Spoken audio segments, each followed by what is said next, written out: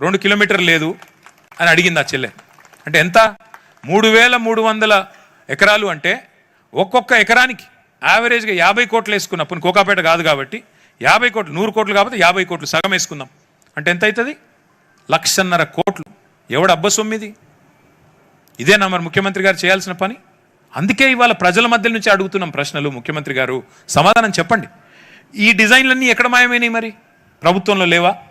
కొత్తగా ఇచ్చిండంటే ఎవరికో అంతర్జాతీయంగా పాకిస్తాన్ కంపెనీ ఒక దాన్ని నిషేధిస్తే ఆ కంపెనీకి ఇచ్చిండంట 160 కోట్లు. ఏది? డిజైన్లకే. మరి డిజైన్కే 160 కోట్లు అంటే డిజైన్ చేసేటోడే 160 కోట్లు మింగిండంటే ఇక ముఖ్యమంత్రి గారి కథ ఏందో మీరు ఆలోచన చేయండి, ప్రభుత్వం కథ ఏందో మీరు ఆలోచన చేయండి, వాళ్ళ ఆలోచన ఏందో మీరు అర్థం చేసుకోండి. ఇగో ఇవన్నీ ఆ రోజు గీయించిన డిజైన్లు. ఇదేది నా కవిత్వం కాదు, నా ఒక్క పైసలు లేదు ఇందులో, నా వ్యక్తిగత పైసలు లేవు.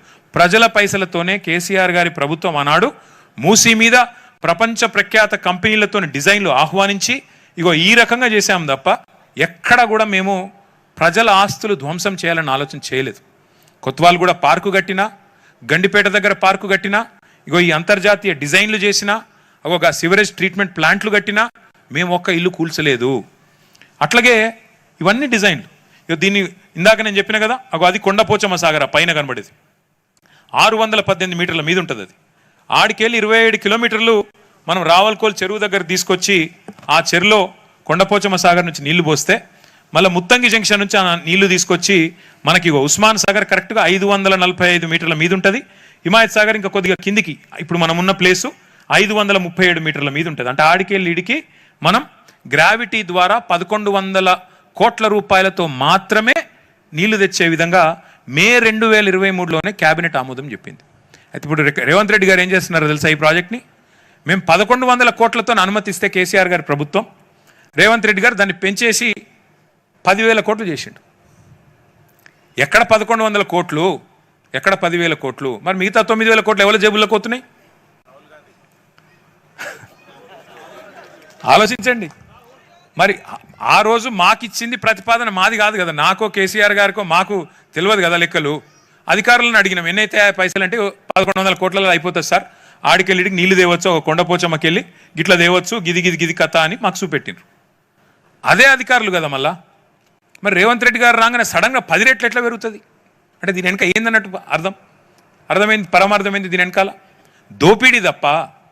నేను అందుకే అంటున్నాం, మేము మూసీ సుందరీకరణకు కానీ మూసీ పునరుజ్జీవానికి కానీ మేము వ్యతిరేకం కాదు, కానీ భూముల ఆక్రమణకు, పేదల సంపద కొల్లగొట్టడానికి మాత్రం ఖచ్చితంగా మేము వ్యతిరేకం. 1100 కోట్లతో అయిపోయేదానికి నువ్వు 10,000 కోట్లతో నేను చేస్తా అంటే మేము అది సవాల్ చేయకపోతే మరి మేమెందుకున్నాం ఇక ప్రతిపక్షంలో ప్రజల తరఫున? అందుకే మీకు అర్థం కావాలనే ఇదంతా చూపెడుతున్నా నేను. అట్లే ఇగో ఇది మీకు ఐడియా ఉండాలని చెప్తా ఉన్నా. ఇది మూసీ ప్రవహించే పద్ధతి. మీరు పైనుంచి హిమాయత్ సాగరు, ఉస్మాన్ సాగరు, దాని నుంచి కింద అక్కడ ఔటర్ రింగ్ రోడ్లో గట్కేసర్ దాకా మొత్తం మనం ఎట్లా జాలువారుతూ పోతుందో మూసీ మీకు కనబడుతుంది. అందుకే ఏం చేసినాము, చెక్ డ్యామ్లు మొత్తం 15 చెక్ డ్యామ్లు కట్టి ఈ 55-57 కిలోమీటర్ల పరిధిలో మనం ఎక్కడికక్కడ నీళ్లు నిల్వ ఉంచినట్టయితే ప్రజలు, పిల్లలు వచ్చినా ఆడుకున్నా చేసినా ఆ చుట్టుపక్కల ప్రజలకు కానీ హైదరాబాద్ ప్రజలకు కానీ ఆహ్లాదంగా ఉండేదానికి ఈ రకంగా చెక్ డ్యామ్లు కూడా గ్రేడియంట్ బట్టి డిజైన్ చేయడం జరిగింది. ఇది మనం కట్టిన ఎస్టీపీలు. నేను చెప్పిన ఏమి సినిమా స్టోరీలు కాదు. ఇవి మనం కట్టి నిర్మాణం పూర్తి చేసి ఈ ప్రభుత్వానికి అప్పచెప్పిన ఎస్టీపీలు ఇవి. మొత్తం 31 ఎస్టీపీలు. కోకాపేటలో ఒకటి కట్టినాం, ఇక్కడ పక్కనే ఉంటుంది.